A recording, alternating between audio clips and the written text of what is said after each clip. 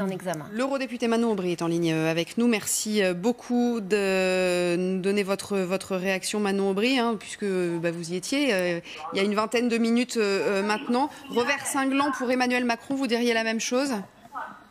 Oui, je crois que c'est un revers cinglant. Le vote est extrêmement majoritaire, 82 voix contre, 20. Pour être honnête, vous m'auriez dit ça il y a 2 semaines, je n'y aurais même pas cru.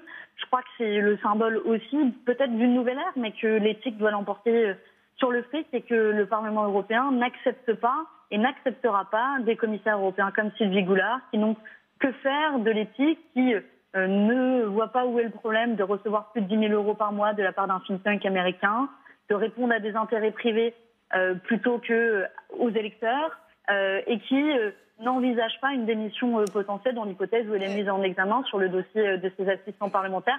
Ça fait beaucoup de choses à charge. Et je crois que c'est une décision à la fois historique.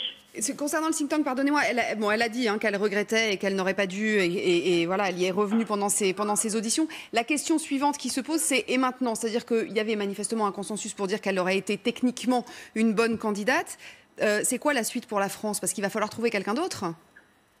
Bien sûr, vous savez, c'est pas la seule commissaire qui a été rejetée. Il y en a 2 autres, un roumain et un hongrois. Donc il va se passer la même chose pour la France. Emmanuel Macron doit proposer un nouveau nom et j'espère que cette fois-ci, il sera un peu plus vigilant sur la personne qu'il enverra à Bruxelles, qui prendra un peu plus au sérieux la question européenne.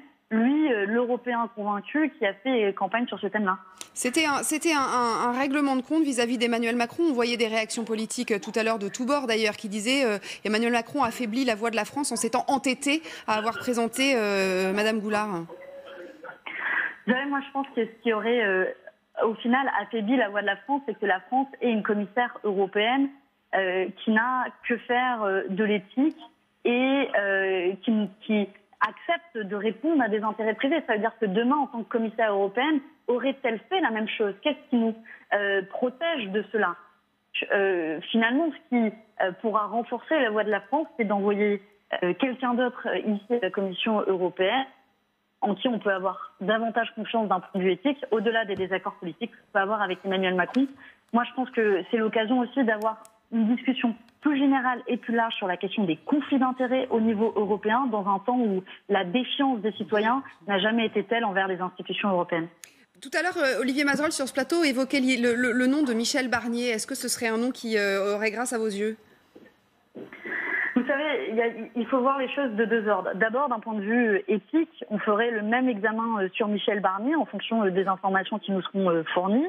Et on le fera avec la même vigilance. Il pourra peut-être passer cette étape.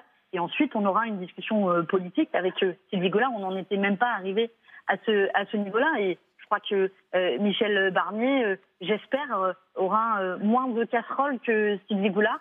Mais ça, c'est à charge de l'examen des conflits d'intérêts au Parlement européen de le prouver. Bon, c'est pas encore le candidat de l'Élysée, je vous rassure, c'était une idée d'Olivier Mazerolle. Merci beaucoup Manon Aubry d'avoir été avec nous en direct.